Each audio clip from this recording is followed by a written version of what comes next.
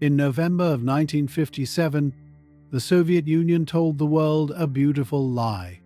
They announced that they had launched a living creature into space, a brave little dog named Laika. The newspapers printed photos of her looking heroic in her harness.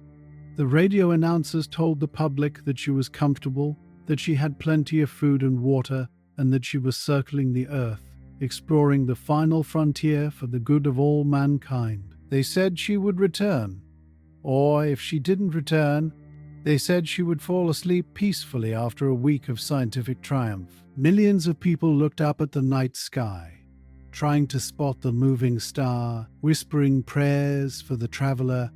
Children sent letters to the Kremlin asking how Laika was doing. But it was all a lie. The truth was hidden in a secret bunker, locked away in classified documents that wouldn't be opened for 45 years. The truth was that Laika was not an explorer. She was a prisoner. The truth was that the scientists knew, before the rocket even left the ground, that she was already dead. There was no landing gear on the ship, no heat shield, no parachute. They had packed her enough oxygen for 7 days, but they hadn't packed her way home. From the moment the engines ignited, she was a ghost.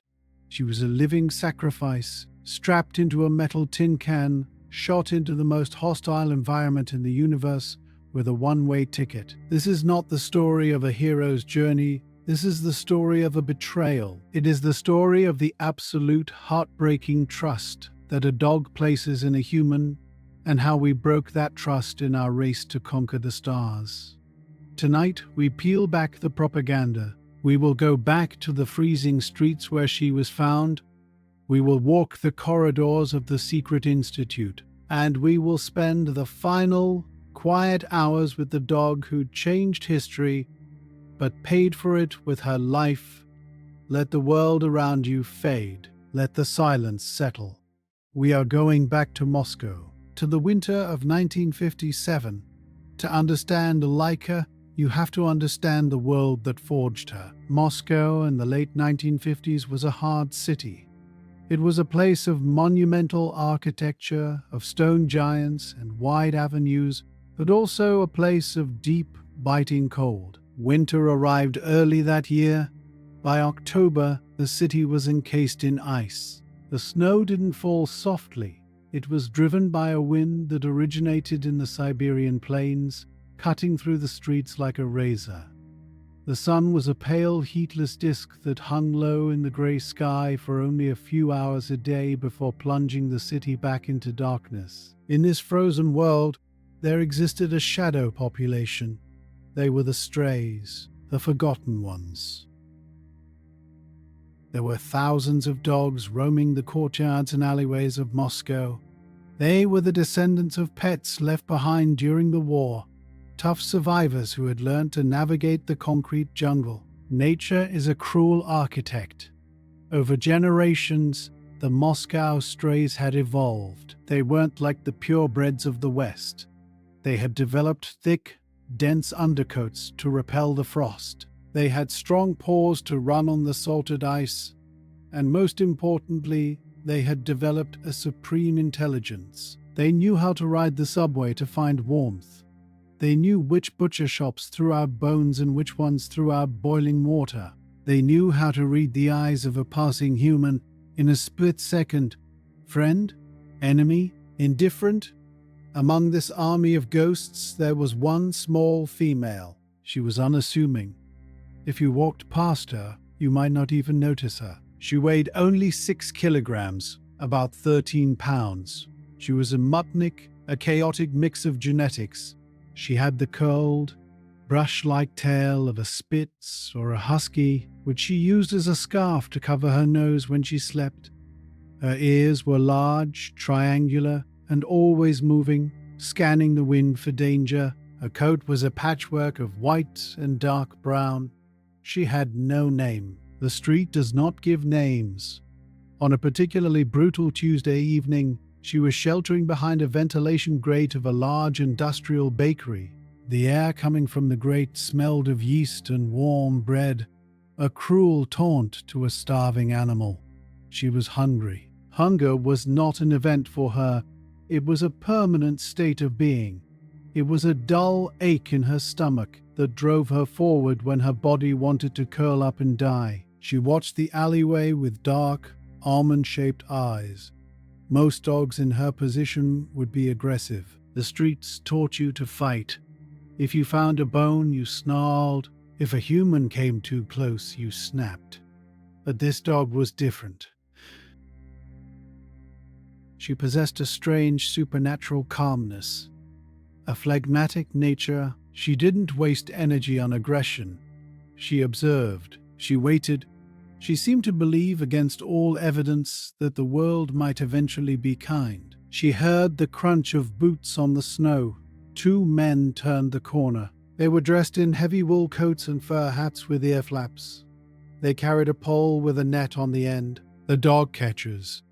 Usually, at the sight of them, the alley would explode into chaos. Dogs would scatter, disappearing into holes in fences or darting under parked trucks.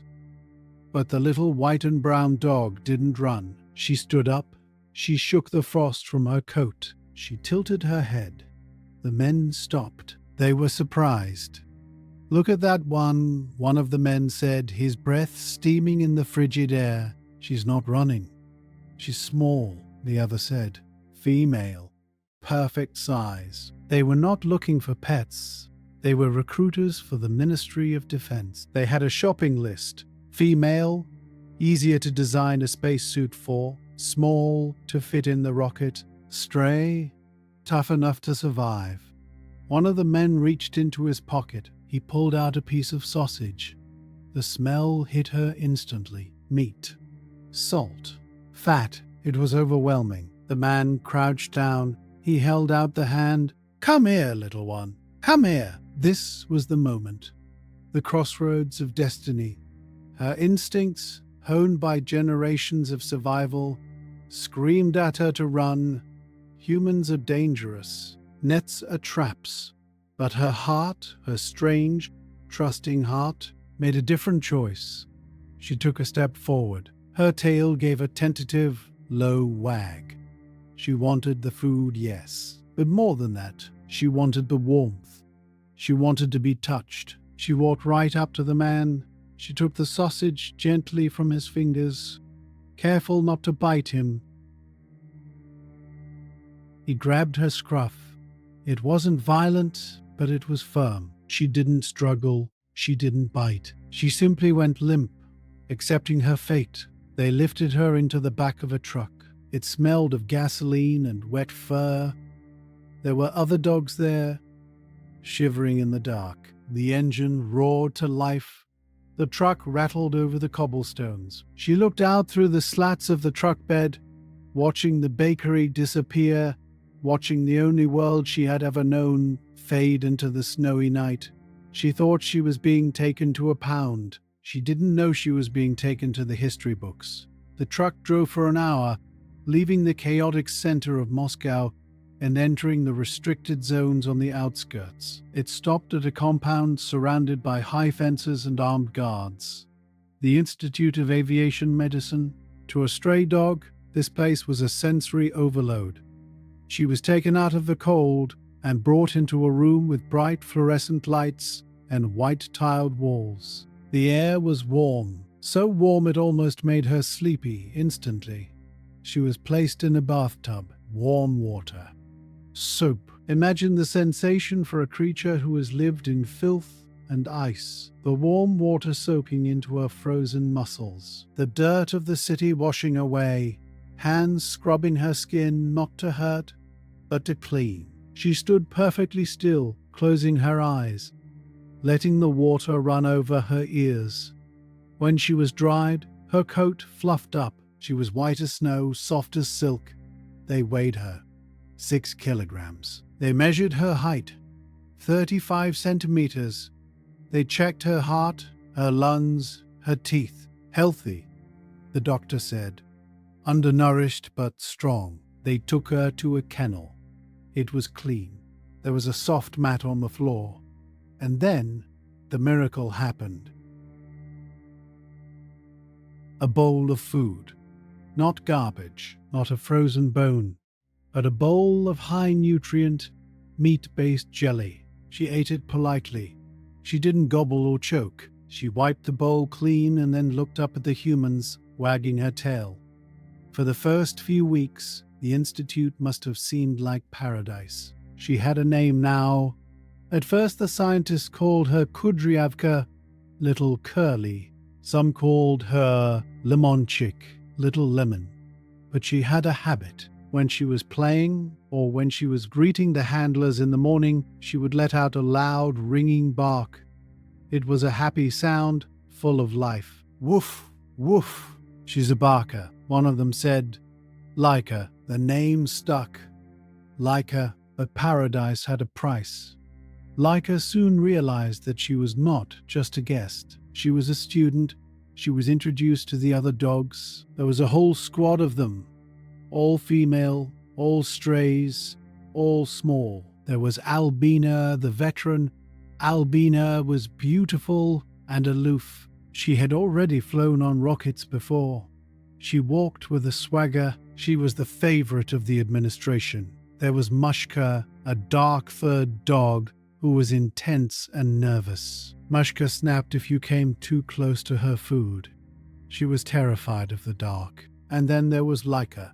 Laika was the quiet one. She didn't fight for dominance. She didn't bark for attention. She simply existed, calm and observant. The scientists began to notice her. Vladimir Yazdovsky, the lead doctor of the program, found himself drawn to her. In a report, he wrote, "She was quiet and charming. It wasn't her strength that impressed them. It was her acceptance. When they put a harness on her, she stood still. When they drew blood from her leg, she didn't pull away. She licked the doctor's hand." She seemed to have an infinite capacity for trust. She believed that whatever these humans were doing, it must be for a good reason. She didn't know that the good reason was a suicide mission. The training began to shift from medical checks to something darker. They needed to prepare the dogs for the violence of a rocket launch. They put Laika in the centrifuge. It was a terrifying machine, a capsule on the end of a long arm that spun around the room at high speed. As it spun, gravity multiplied. Imagine an invisible elephant sitting on your chest. Laika was pressed into the floor of the capsule. Her heart rate jumped from 100 to 240 beats per minute. Her lips were pulled back by the force. Her breathing became ragged gasps. Most dogs would panic. They would thrash and howl, wasting precious oxygen. Laika just flattened herself. She closed her eyes. She waited. When the machine stopped, she was dizzy. She stumbled. But she didn't run away. She shook it off and took a treat. The scientists nodded. Resilience. Then came the vibration table, a metal platform that shook violently, simulating the roar of the rocket engines. It rattled her bones. It made her teeth chatter. The noise was deafening. Laika endured it. She was proving herself to be the perfect candidate. She was passing every test with flying colors, and with every success, she was walking one step closer to the launch pad.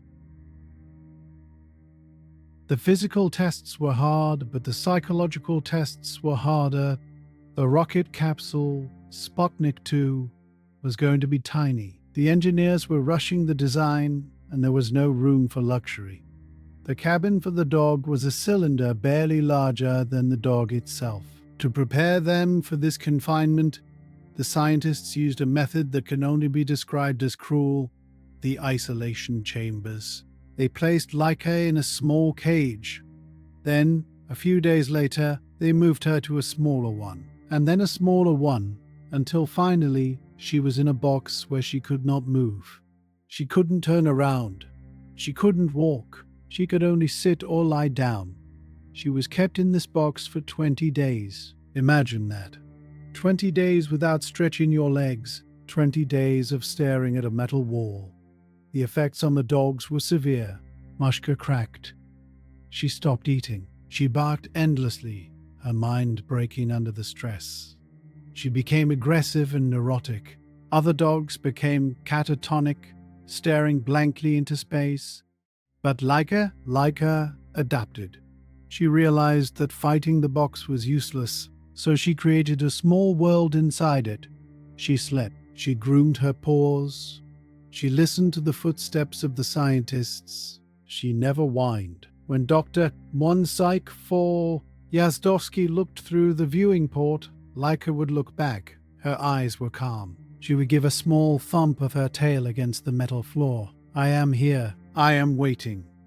It was this quality, this heartbreaking patience, that doomed her. If she had fought, if she had bitten the handlers, if she had gone crazy like Mushka, they might have rejected her. They might have sent her back to the streets or adopted her out as a pet. But because she was good, because she was perfect, she was chosen. While Laika was sitting in her box, the decision was being made in the high offices of the Kremlin. It was October. Nikita Khrushchev, the Soviet premier, wanted a show. He wanted to celebrate the 40th anniversary of the revolution with a space spectacular. He gave the order to Sergei Korolev, the chief designer, launch a dog. Do it by November 7th. Korolev argued, "We need more time. We need months to build a safe ship." "You have 4 weeks, Khrushchev said. 4 weeks. The engineers looked at the blueprints, they looked at the timeline. They realized the math didn't work. They could build a life support system to keep the dog alive for a week, but they could not build a heat shield to bring the capsule back to Earth. Re-entry technology was too complex. It took too long to design. The conversation in the design bureau was grim. "So, it's a one-way trip. Yes. Does the dog suffer? We will give her poisoned food after 7 days. She will go to sleep." This was the plan. It was cold. It was calculated. Back at the institute, the doctors had to choose the passenger. It came down to Albina and Laika. Albina was the star. She had done the most flights. She was the logical choice. But Albina had a secret. She had recently given birth. Dr. Sauter Yazdowski looked at Albina playing with her puppies in the corner of the lab. He saw how she licked them, how she protected them. He thought about the fire of the rocket. He thought about the cold vacuum. He couldn't do it. He couldn't kill a mother. "Let Albina stay," he said. "She has done her duty." And so the finger of fate pointed to the quiet one, the stray with no family, the one who sat in the box without complaining. Laika. They wrote her name on the mission file. She was taken out of the isolation box. She was groomed. She was fed well. She looked healthy and happy. She didn't know that she was walking dead. The countdown had begun. It was late October. The snow in Moscow was deep now. In a few days, Laika would be flown to the Baikonur Cosmodrome in the remote steppes of Kazakhstan. But before she left, Dr. Vladimir Yazdowski did something extraordinary. Yazdowski was a hardened scientist. He had sent many animals to their deaths in the name of progress. He was a man of logic, but he was also a father, and he had grown to love Laika.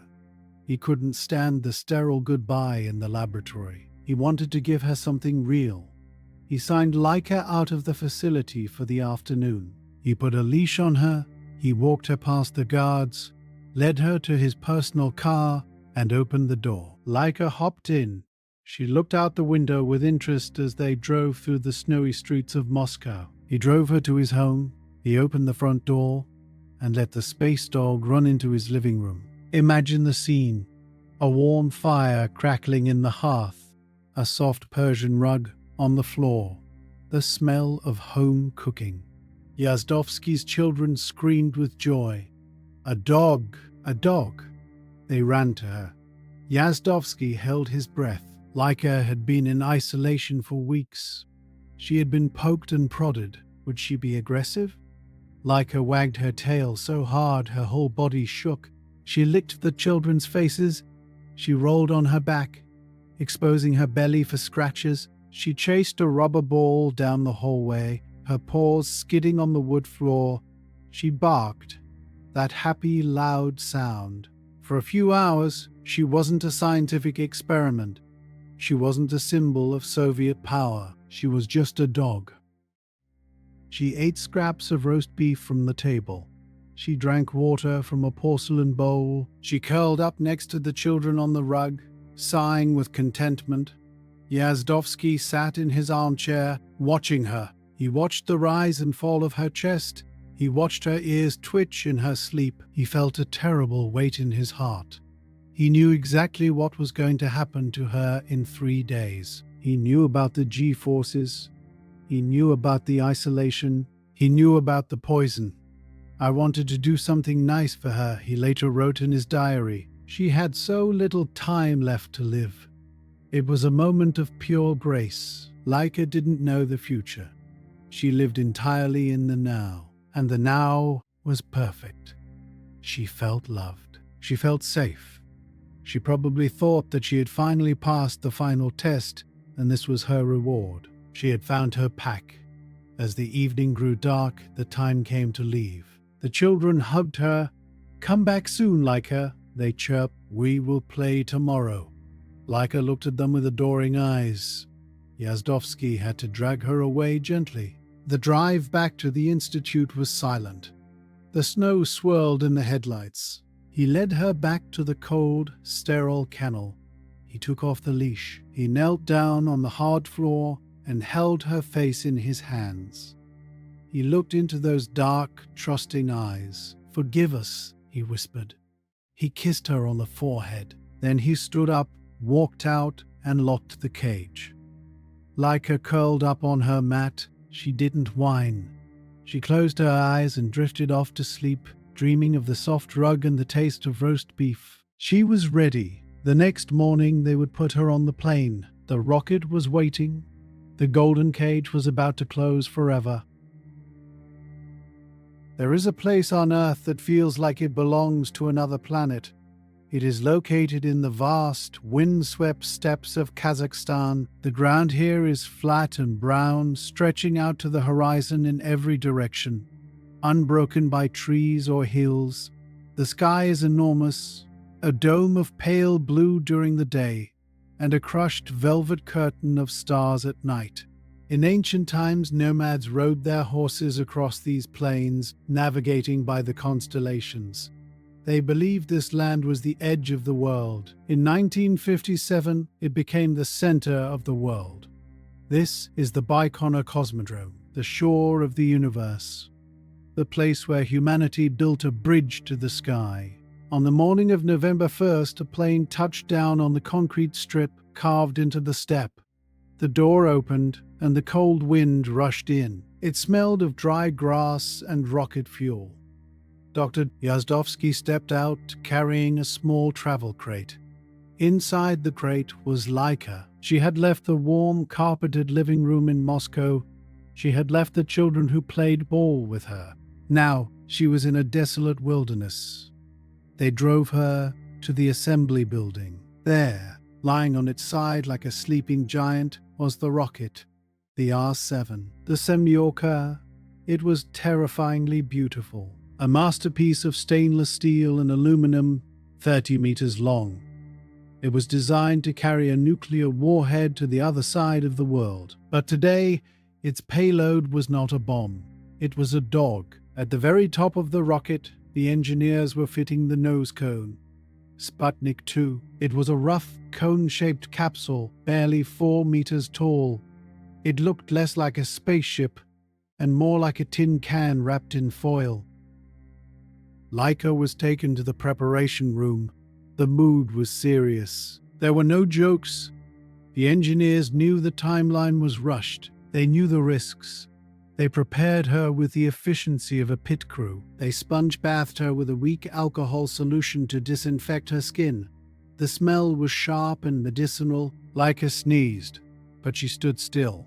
They painted iodine onto her chest and back, marking the spots where the sensors would go. These silver discs would monitor her heartbeat and her breathing. They would tell the world if she was alive, and eventually they would tell the world when she was gone. They put on her spacesuit. It wasn't a full suit like human astronauts wear. It was a tight-fitting vest made of white canvas and rubber. It laced up the back. Metal chains were clipped to the rings on the vest. These chains would be bolted to the floor of the capsule.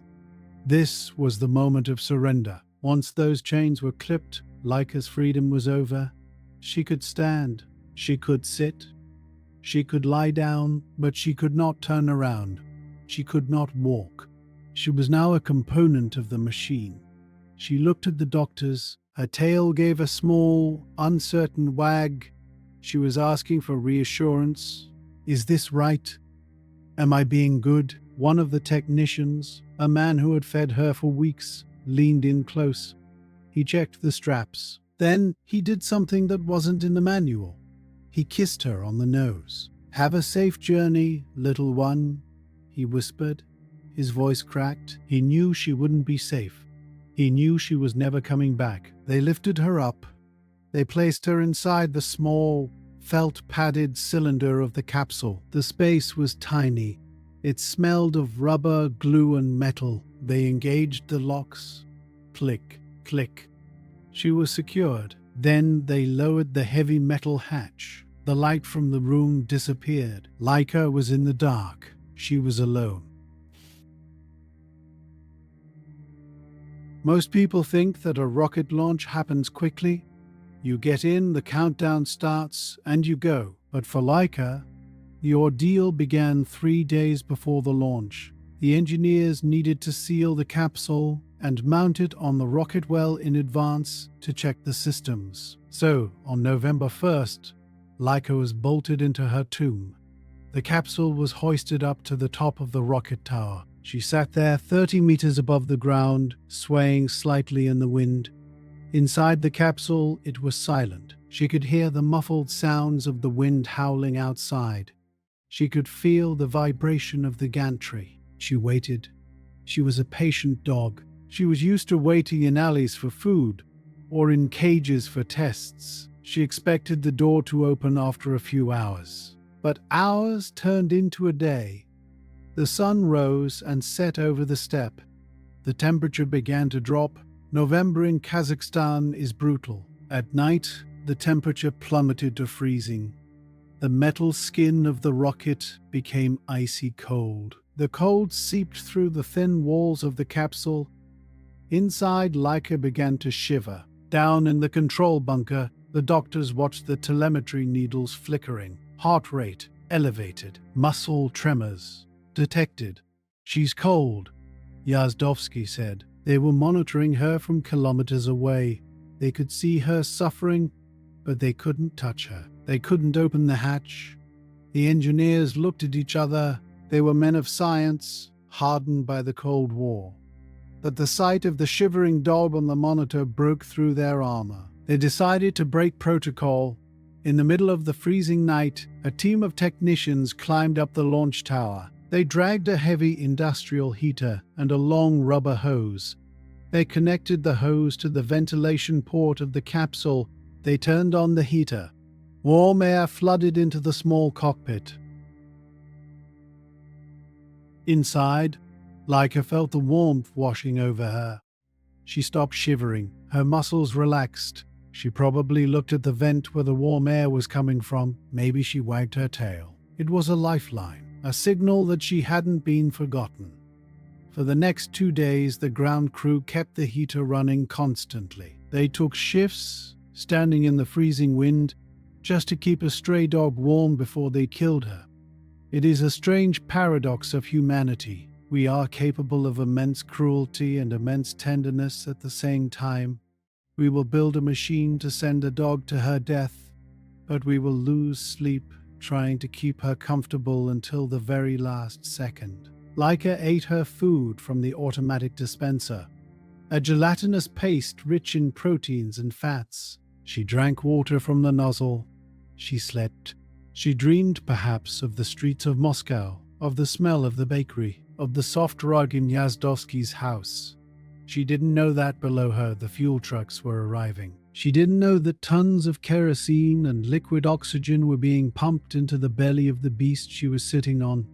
She just waited for the door to open. November 3rd, 1957. The sun rose over the horizon, pale and cold. The countdown had begun. The heater was turned off. The hose was disconnected. The gantry arms, the metal scaffolding that held the rocket, began to pull away. Laika heard the sounds changing.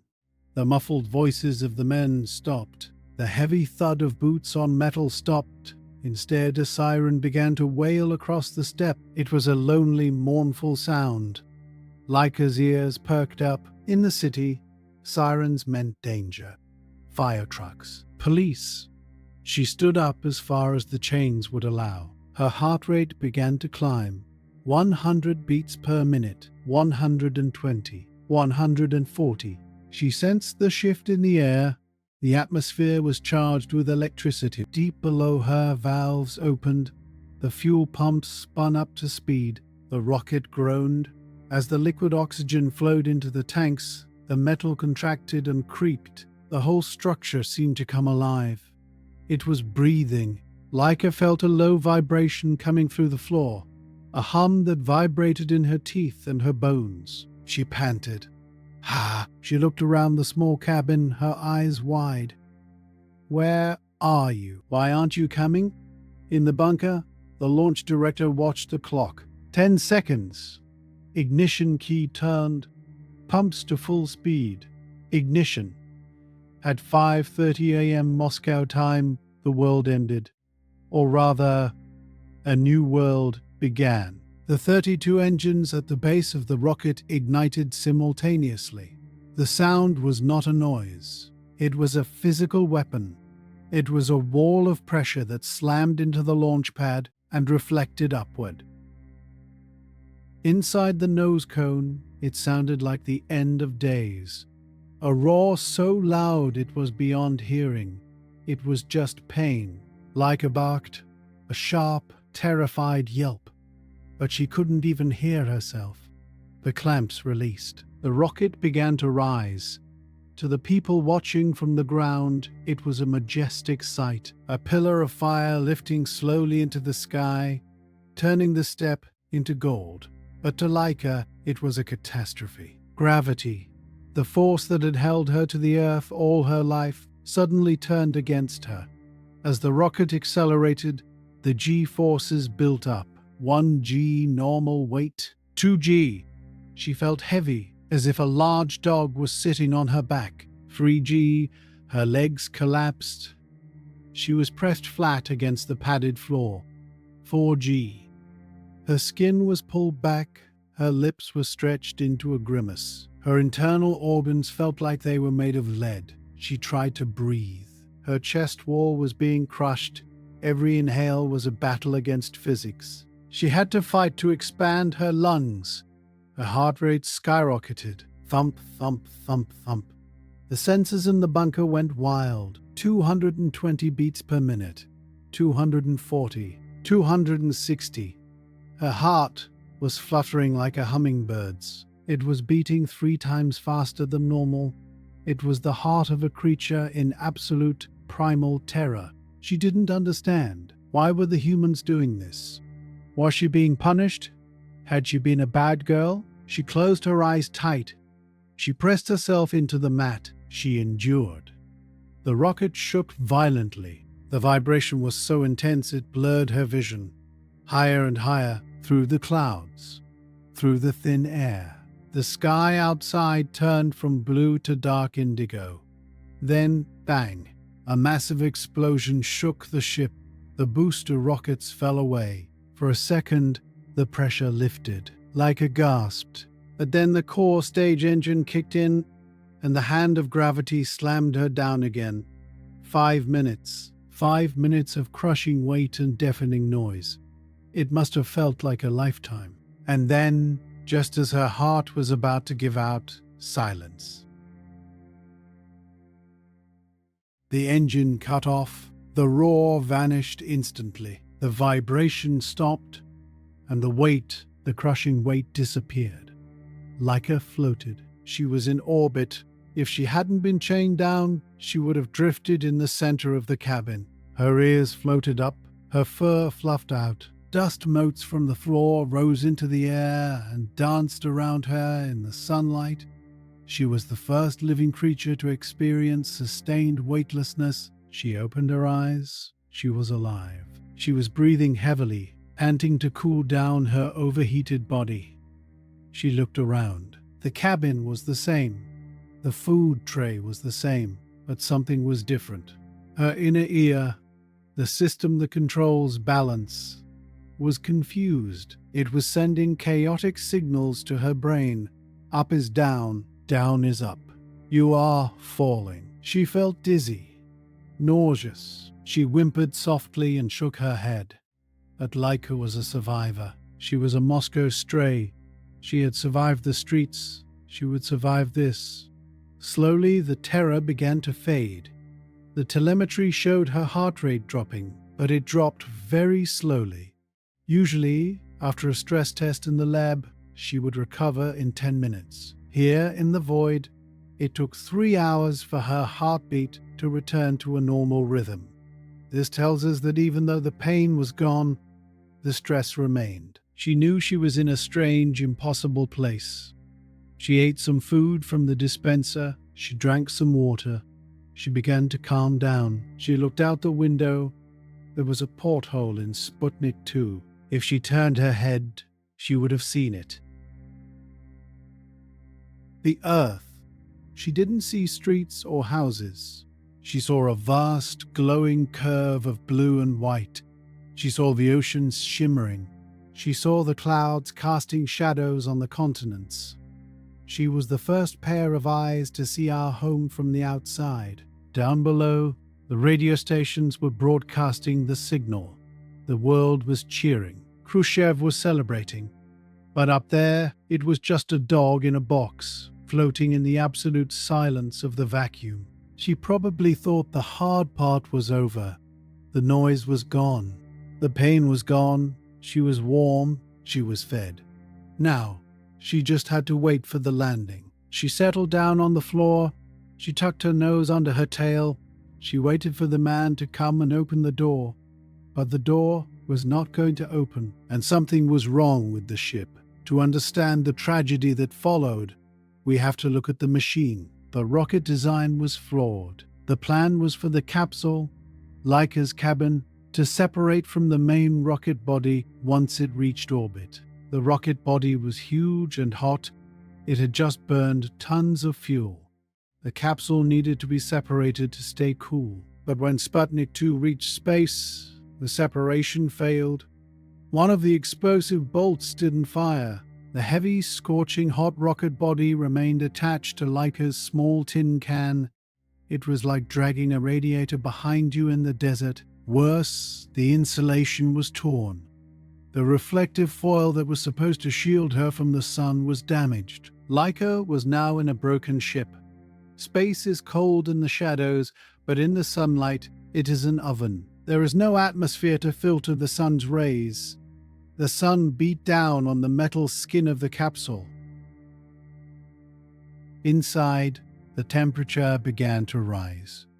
At first, it was comfortable, 15 degrees Celsius. Laika barked a few times. We know this because the microphones picked it up.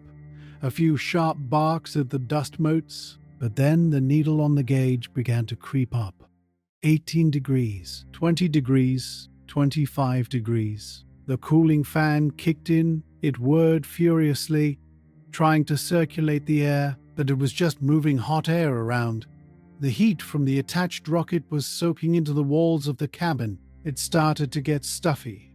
Imagine sitting in a car on a hot summer day with the windows rolled up. Now imagine you are wearing a fur coat and a rubber spacesuit, and you cannot move. Laika began to pant. Her tongue hung out. She shifted uncomfortably in her harness. She tried to move away from the wall, but there was nowhere to go. 30 degrees Celsius, 86 Fahrenheit, 35 degrees, 40 degrees, 104 Fahrenheit. It was becoming a sauna. The humidity in the capsule rose. The windows fogged up.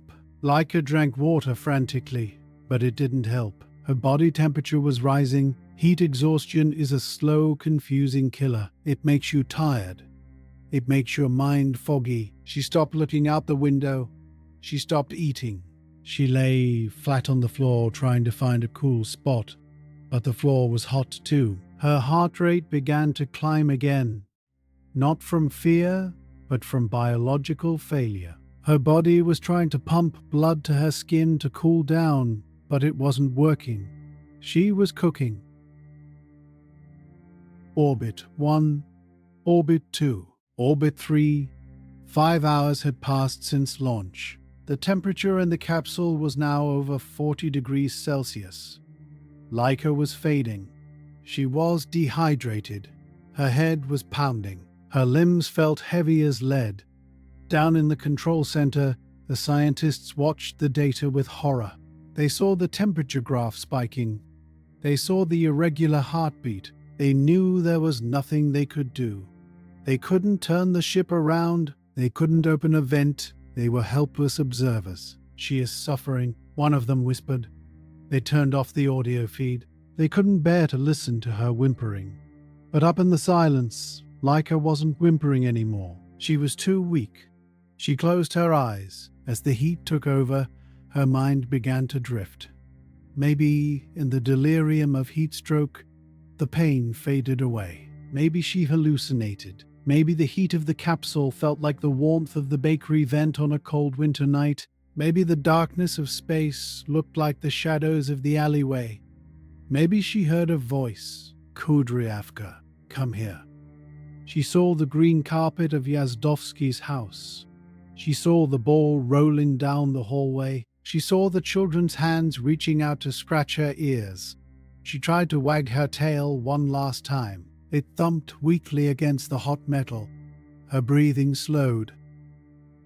Her heart, the brave little engine that had powered her journey, began to stutter. By the fourth orbit, 7 hours after leaving the Earth, the signal on the monitor went flat. The line became straight. The heartbeat stopped. Laika was gone. She didn't die peacefully after a week, as the history books would claim for decades. She died alone, in pain and confused, just a few hours after reaching the stars. The suffering was over, but the capsule kept moving. Sputnik 2 was now a tomb, a ghost ship circling the world every 90 minutes, carrying the body of the first traveler, the dog who trusted us, the dog who gave us everything. She was dead, but she was still flying. For 5 months, the Earth had a second moon. It wasn't made of rock and dust. It was made of aluminum, titanium, and regret. It was Sputnik 2. To the astronomers tracking it with their telescopes, it was just a dot of light moving rapidly against the background of the stars. A piece of space junk, a dying battery. But to the human heart, it was something else entirely. It was a tomb. Inside that metal cylinder, frozen in the eternal cold of the vacuum, lay the body of Laika. She was no longer suffering. The heat that had killed her had dissipated long ago. Now she was part of the silence. Every 90 minutes, her coffin circled the world. It passed over the snowy streets of Moscow where she was found. It passed over the warm house of Dr. Yazdovsky where she had played. It passed over the oceans, the deserts, and the sleeping cities of America. She was the ghost of low Earth orbit. Down below, the world was still obsessed with her, but they were obsessed with a lie. The Soviet propaganda machine had done its job too well. They had told the world that Laika was alive. They said she was eating, sleeping, and sending back data. For a week after she was already dead, the newspapers continued to print daily updates. Laika is comfortable. Laika's pulse is stable. It was a cruel fiction. Millions of children looked up at the night sky, waving to the invisible dog, thinking she was looking back. They didn't know they were waving at a graveyard. Tonight we follow the journey of that ghost ship. We witness its fiery end. And then we move from the darkness into the light. Because Laika's death was not the end of the story. It was the catalyst for a revolution. Her sacrifice forced the scientists to make a vow: never again. This is the story of how a tragedy paved the way for a miracle. The story of the dogs who came after, the dogs who were promised a return ticket. November 1957 turned into December. December turned into January 1958. The space race was heating up. The Americans were frantic, trying to launch their own rockets, many of which exploded on the launch pad. But Sputnik 2 kept flying. It was a silent sentinel. The radio transmitter had failed a few hours after launch, or perhaps it was turned off to hide the truth, so the famous beep beep was gone. But the object was large enough to be seen with the naked eye if the conditions were right. Imagine standing in a field in France, or Japan, or Argentina. You look up at the twilight sky. You see a faint star moving steadily from west to east. It doesn't twinkle. It moves with purpose. That was her. People projected their own hopes and fears onto that dot. Poets wrote verses about the lonely traveler. Priests debated whether a dog had a soul to be saved in the heavens. Animal rights organizations protested outside Soviet embassies, holding signs that read, "Send Khrushchev to space, not the dog." But inside the Kremlin, the mood was shifting. The triumph was turning into embarrassment. The scientists knew the truth. They knew that the live signals they had faked were meaningless. They felt the weight of their deception. Dr. Yazdovsky, the man who had taken Laika home, walked the halls of the institute like a ghost himself. He had achieved the greatest scientific breakthrough in history, proving a living being can survive zero gravity. But the cost was eating at him. He looked at the empty kennel where Laika used to sleep. He looked at the leash hanging on the wall. He knew that they hadn't learned enough, because the telemetry failed so quickly, because the heat killed her so fast. The biological data was scarce. Was it worth it? Decades later, another scientist, Oleg Gusenko, would say the words that haunted them all. The more time passes, the more I am sorry about it. We did not learn enough from the mission to justify the death of the dog. But the mission wasn't over yet. Physics demanded a conclusion. Orbits are not permanent. The Earth's atmosphere, even at that altitude, is not a perfect vacuum. There are thin traces of gas. These gas molecules hit the satellite, slowing it down. Mile by mile, Sputnik 2 was losing altitude. Gravity was reeling it in. By April 1958, the orbit had decayed significantly. The ghost ship was flying lower and faster, skimming the edge of the atmosphere. It was time for the funeral. April 14, 1958. It was night over the Caribbean Sea. The air was warm and humid. The ocean was black and calm. On the deck of a British merchant ship, sailors were on watch. They were looking at the stars, navigating the old way. Suddenly the sky tore open. It wasn't a shooting star. It was a dragon. A massive glowing object appeared in the sky, trailing a long tail of fire. It wasn't white. It was a kaleidoscope of colors: blue, green, orange, and blinding white. It was Sputnik 2 hitting the dense atmosphere. The satellite was traveling at 17,000 miles per hour. When it hit the air, the friction created temperatures of over 3,000 degrees Fahrenheit. The aluminum skin began to melt. The titanium struts began to buckle. The capsule, the tomb, was torn apart. The sailors watched in awe as the object broke into pieces, showering the sky with sparks like a grand firework display. They didn't know they were watching a funeral. Inside that inferno, the remains of Laika were vaporized. She didn't burn in the traditional sense. The heat was so intense that matter turned instantly into gas. She became dust. She became plasma. She was scattered into the upper atmosphere of the Earth. The winds of the stratosphere picked up the atoms that used to be a small dog from Moscow. They carried her over the oceans. They carried her over the continents. In a way, she finally came home. She became part of the air we breathe. She became part of the rain. She became part of the sky she had briefly conquered. She never touched the ground again. The debris fell into the Amazon jungle, vanishing into the green wilderness. The mission was officially over. The Soviet Union issued a short statement. Sputnik 2 has re-entered the atmosphere. They didn't mention the passenger, but back at the Institute of Aviation Medicine, the chapter was closed, and a new chapter was opening. A chapter written in gilt. Sergei Korolev, the chief designer, called a meeting. He looked at his engineers. "No more," he said. "No more one-way trips. We are not murderers. If we send a living soul up there again, we must bring it back." It was a new directive, a new moral line in the sand. The next mission would be harder, much harder. They had to invent a heat shield. They had to invent a parachute system. They had to invent a way to catch a falling star without killing the passenger. And they needed new recruits. The kennels at the Institute were not empty. A new squad of stray dogs was recruited from the streets. But this time, the atmosphere was different. The scientists treated them with a fierce protectiveness. They weren't just subjects anymore. They were the redemption. Among the new recruits, 2 dogs stood out. They were both females, both white, easier to see in the dark forest if they landed off course. The first was Belka, Squirrel. Belka was the leader. She was a mixed breed, white with a few spots. She was active, lively, and dominant. In the kennel, she barked the loudest.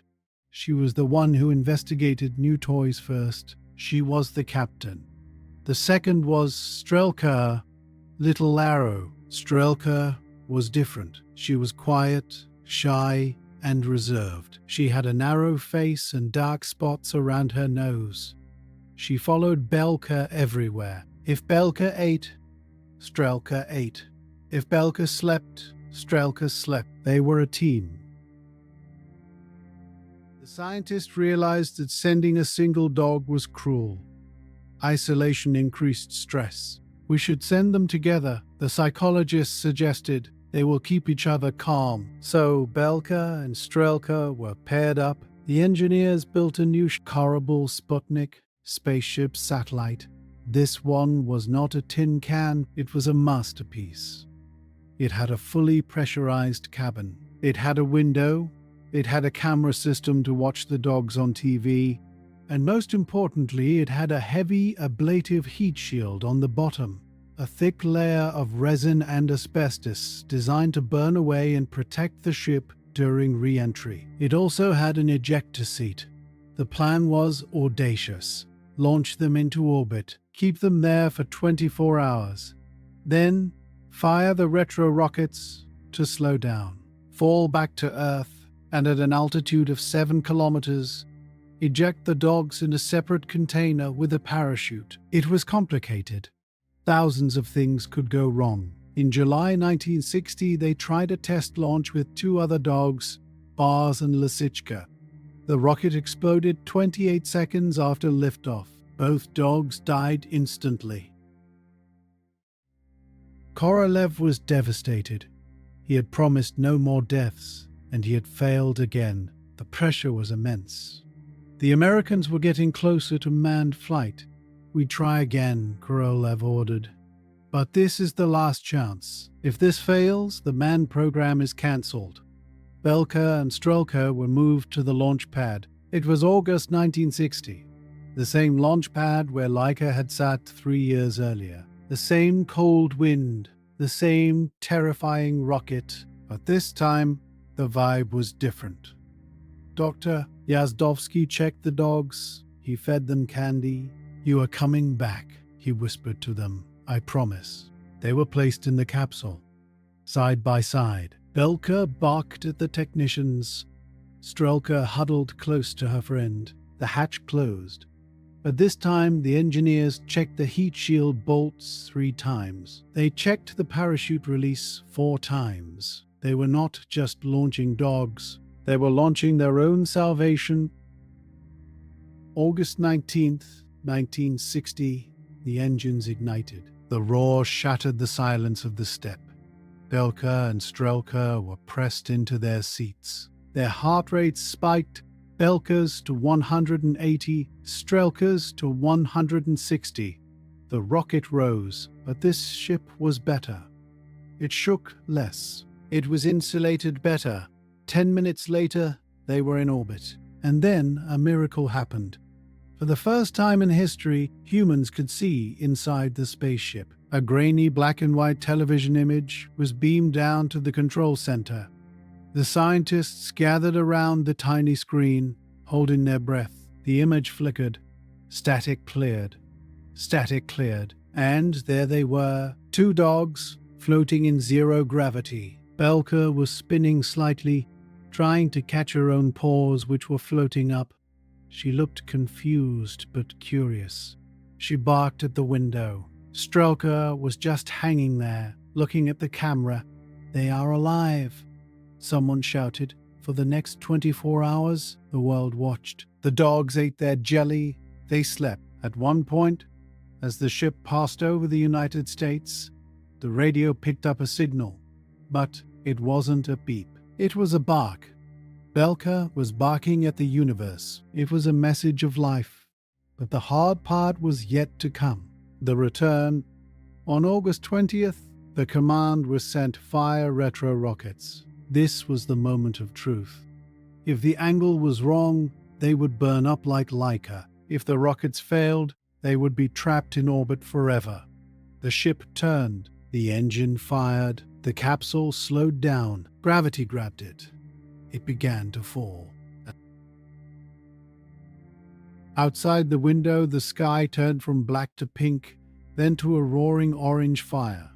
The heat shield was burning. The temperature outside was 2,000 degrees, but inside, the temperature rose only a few degrees.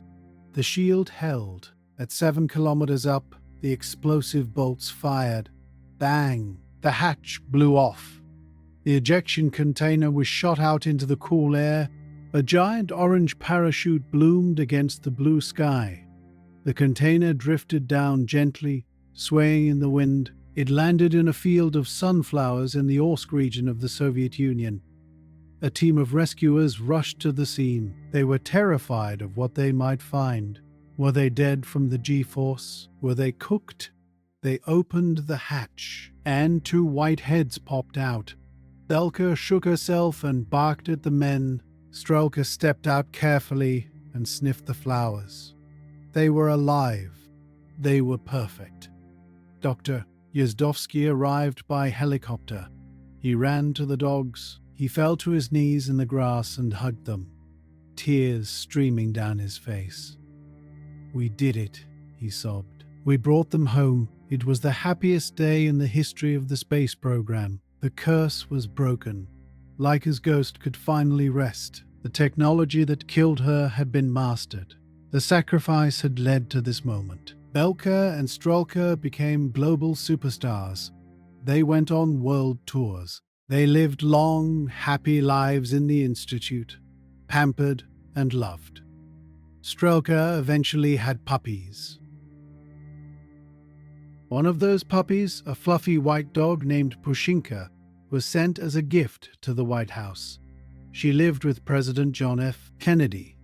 The bloodline of the Soviet stray mixed with the pets of the American president, a symbol that space and dogs transcend politics. But amidst the champagne and the celebrations, there was a quiet understanding. They had proven that a living being could go to space and return. The dogs had done their job. Now the cage was empty. And the next passenger would not have 4 legs. The next passenger would be a man. There is a question that haunted the early days of the space age. A question whispered in the corridors of the Kremlin and debated in the coffee shops of Vienna and New York. What is the price of a dream? We look at the history of exploration as a list of victories. We count the flags planted, the records broken, the medals won.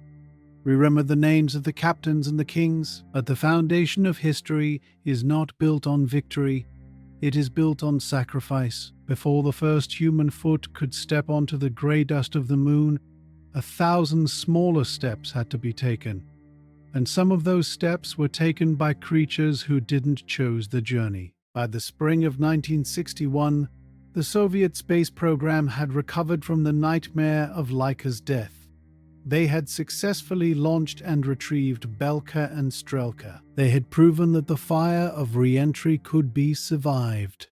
The cage was empty, the technology was ready.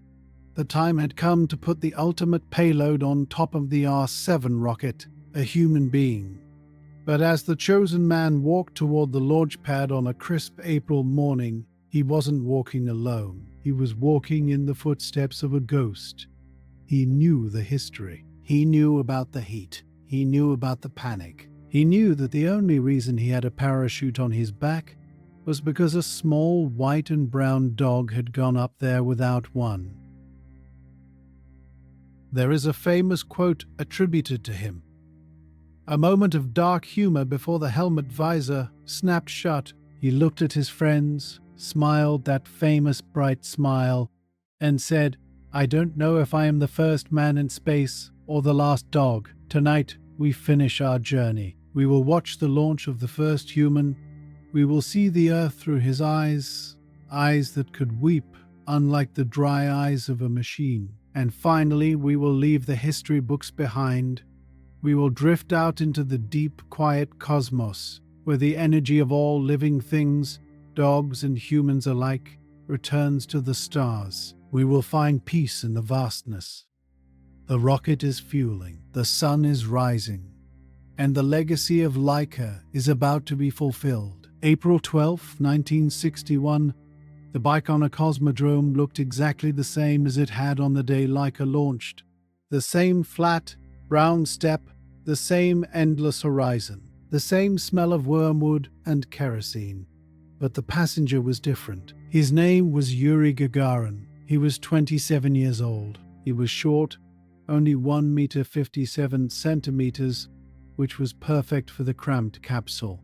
He was the son of a carpenter, a man of the people. But the reason he was chosen was not just his size or his class. It was his temperament. During the grueling tests, when the psychologists pushed the candidates to the breaking point, Gagarin remained calm. He smiled. He slept soundly the night before dangerous exams.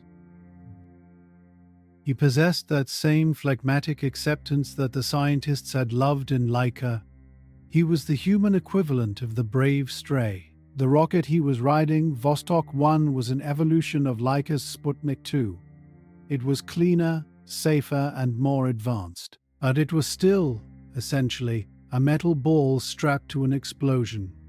Gagarin sat in the bus driving to the launch pad. He was wearing a heavy orange spacesuit and a white helmet with the letters SSR painted in red on the front. He stopped to relieve himself on the tire of the bus, a tradition that Russian cosmonauts still follow today. He waved to the engineers. He climbed the gantry elevator. The metal rattled in the wind. He stepped into the capsule. It was tiny. He looked around at the instrument panel. There were switches, dials, and a globe that would rotate to show his position. But there was one major difference between his flight and Laika's. He had a voice. As he sat there waiting for the launch, he talked to the control center. He joked. He hummed a tune. He was scared. His heart rate hit 150 beats per minute, but he wasn't alone in the dark. The radio was his lifeline. "Everything is normal," he said. "I feel good." The countdown reached 0. The engines ignited. The vibration was the same violence that had terrified Laika. The G-forces slammed Gagarin into his seat. His face was pulled back. His chest was crushed. "Poya Kali," he shouted. "Let's go." The rocket rose. But unlike Laika, who huddled in confused terror, Gagarin analyzed the sensation. He reported the G-load. He reported the noise level. He was redeeming the suffering of the dogs. He was turning their terror into data. He was the witness they never could be. 10 minutes later, the engine cut off, the weight lifted. Gagarin floated in his straps. A pencil, which he had let loose, floated in front of his face. He looked out the porthole, and he saw what Laika had seen 3 years earlier. "I see Earth," he radioed. "It is blue, it is beautiful, amazing." Those words changed humanity. For thousands of years, we had looked at the sky and wondered. Now a farmer's son was looking down at us. He ate food from a tube, paced just like the dogs. He drank water. He completed one orbit. Just one. 108 minutes. Laika had circled for hours until she died. Gagarin circled once, and then the computer triggered the return sequence. The retro rockets fired. The capsule turned. Gagarin prepared for the fall. The re-entry of Vostok 1 was not smooth. Just like with Laika's ship, the equipment module failed to separate cleanly from the capsule. The two pieces remained connected by a bundle of wires. As the ship hit the atmosphere, it began to spin wildly. Gagarin was tossed around like a doll in a washing machine. The G-forces hit 10 Gs. His vision went grey. He was on the verge of passing out. Outside the window, the air turned to fire. The plasma was 3,000 degrees hot. He watched the molten metal streaming past the glass. He heard the crackling of the heat shield. He thought he was going to die. "I am burning," he whispered to himself. "Goodbye, comrades." But the wires finally burned through. The capsule snapped free. It stabilized. The heat shield, the technology developed because of the dogs, held firm. At 7 kilometers high, the hatch blew off. Gagarin ejected. He fell through the clouds, his orange parachute blooming above him. He landed in a potato field near the Volga River. An old woman and her granddaughter were planting potatoes. They saw a man in a bright orange suit and a white helmet fall from the sky. They started to run away in fear. Gagarin opened his visor. "Do not be afraid," he shouted in Russian. "I am a Soviet citizen like you. I have descended from space." He walked across the soft earth. He felt the gravity. He smelled the grass. He was home. The circle was closed. Laika had gone up and never came down. Belka and Strelka had gone up and came down in a box. Gagarin went up and walked away. It was the final proof. The atmosphere was no longer a wall. It was a door, and we had unlocked it. Gagarin became a global icon. His smile melted the ice of the Cold War, but in all his interviews, in all the banquets and parades, the shadow of the dogs was always there. The scientists knew. Korolev knew. Yazdovsky knew. They looked at Gagarin's medal, and in the shine of the gold, they saw the reflection of a small white and brown stray. They knew that without the biological data from Sputnik 2, they never would have risked a human. Laika took the heat so Gagarin could feel the breeze. She took the fear so he could have the glory. It is a debt that can never be repaid. What is the legacy of a small dog? Is it a statue? There are statues of Laika. There is one in Moscow, standing proudly on top of a rocket. There are stamps with her face. There are brands of cigarettes and chocolate named after her, but monuments are cold stone. Her true legacy is warmer. Her legacy is in the ethics. The backlash to her death was powerful. People around the world were horrified that she was sent on a one-way mission. It forced the scientific community to change. It started the conversation about animal rights in testing. It made us ask, just because we can do it, should we? Because of Laika, the rules became stricter. No creature is sent to space today without a plan to bring it home. But there is a deeper legacy. Think of the International Space Station orbiting above us right now. There are humans living there. They sleep, they eat, they look out the cupola window at the blue marble. Every system that keeps them alive, the oxygen recyclers, the radiation shielding, the thermal control, can trace its lineage back to the primitive systems tested on Sputnik 2. Laika is the grandmother of life support. She is the silent guardian of every astronaut. When a modern astronaut floats in the cupola, looking down at the night side of Earth, watching the thunderstorms flash like camera bulbs, they are seeing the view that she saw first. She is the patron saint of the lonely traveler. There is a beautiful idea in astronomy. We are all made of stardust. The carbon in our cells, the iron in our blood, the calcium in our bones, all of it was forged in the hearts of dying stars billions of years ago. When Laika burned up in the atmosphere on that night in 1958, her atoms didn't disappear. Physics tells us that matter cannot be destroyed, it only changes form. She became vapor.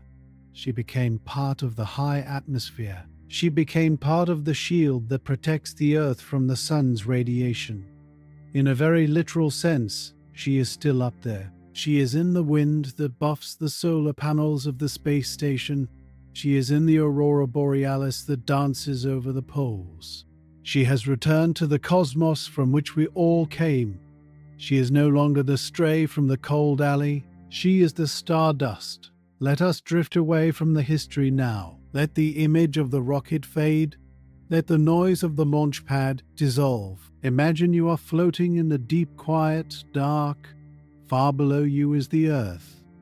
It looks like a blue gemstone resting on black velvet. It is peaceful. From this distance, you cannot see the borders. You cannot see the wars. You cannot see the hungry strays or the ambitious politicians. You only see the home. Space is often called a void, but it is not empty. It is an ocean. It is an ocean of energy, of light, of gravity. It is the womb of everything that exists. And like any ocean, it has its pioneers. The first fish that crawled onto the land didn't know it was making history. It was just trying to survive. Laika was that first fish.